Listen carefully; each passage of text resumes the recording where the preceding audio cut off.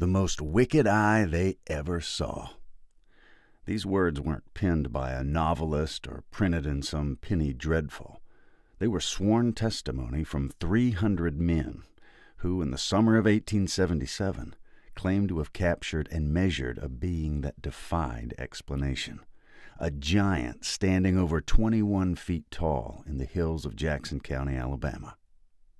Their account should have echoed through history. Instead, it vanished for nearly 150 years.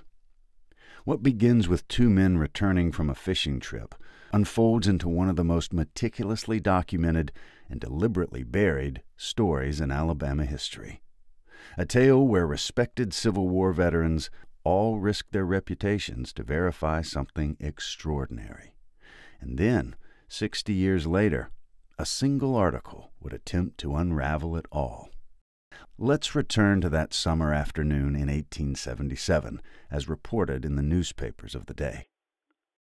Residents of Jackson County claim to have encountered a giant standing over 21 feet tall. Reports first surfaced 3 weeks ago when local men Colonel Snodgrass and Dr. Payne discovered massive footprints near Bellefonte while on a fishing trip. The footprints measured 34 inches long and 14 inches wide and were tracked all the way through General Addison White's cotton field. The discovery sparked a wave of alarm throughout the community, with hundreds of people going to see for themselves. Those who could not go enlisted Reverend R.D. Shook, editor of The Philanthropist, to go and see for them, knowing that he would make a report that all could believe. He went, taking with him Mr. King Caldwell. Fearing for their safety, approximately 300 men from the area, armed with ropes and accompanied by hundreds of dogs, organized a large-scale hunt. After Colonel Snodgrass spotted the giant in a remote cove, they cornered the creature in a ravine where it became stuck. Despite successfully tying it down with hundreds of ropes, the giant managed to free itself, leaping over several men and horses before disappearing into the wilderness.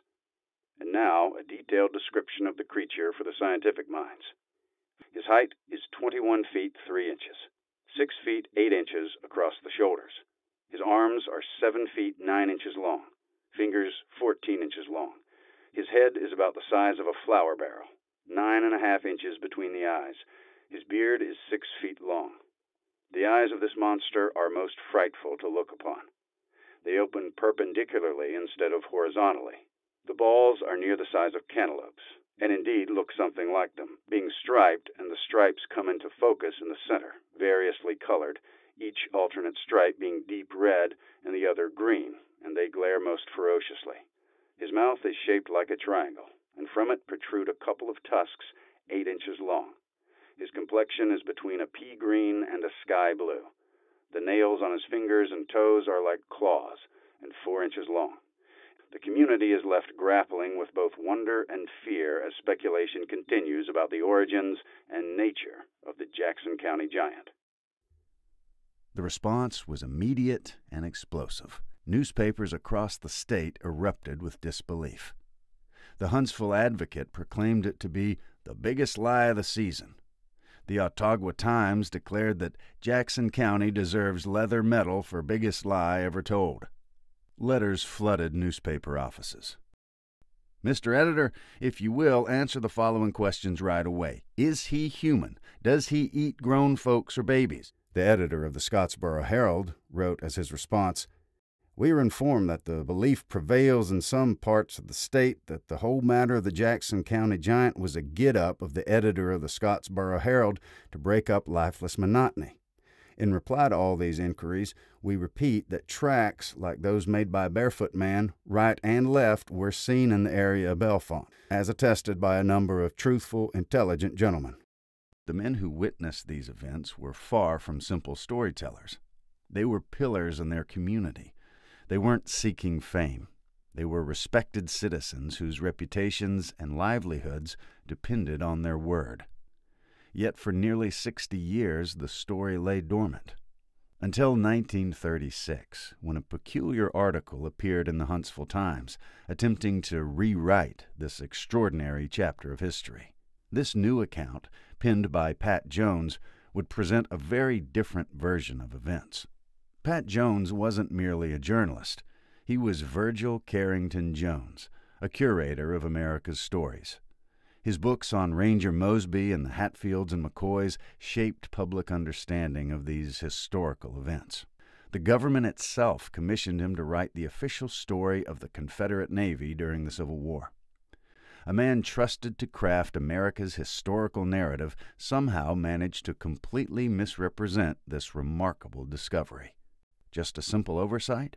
From a professional historian with government connections? The cornerstone of Jones's revisionist account rests on the testimony of Europe Caldwell, who claimed the footprints were merely a hoax to scare away chicken thieves. Yet Europe's credibility crumbles under scrutiny.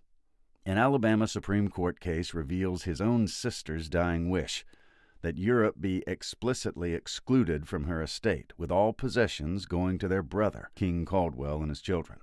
If his own sister didn't trust him with her legacy, can we trust him with a historical legacy?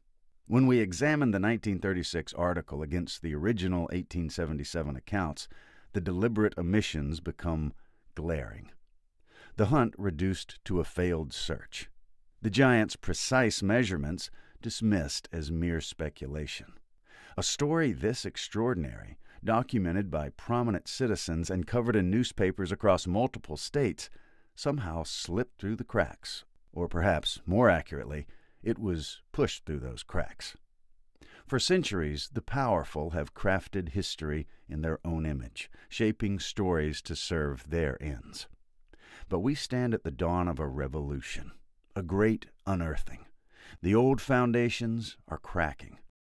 The genuine story of our past isn't locked in ivory towers, hidden behind institutional walls, or buried in newspaper archives only accessible to privileged journalists. We're living in a time that could come to be known as history's greatest excavation, because now the real untold story of humanity can be uncovered by anyone, even you.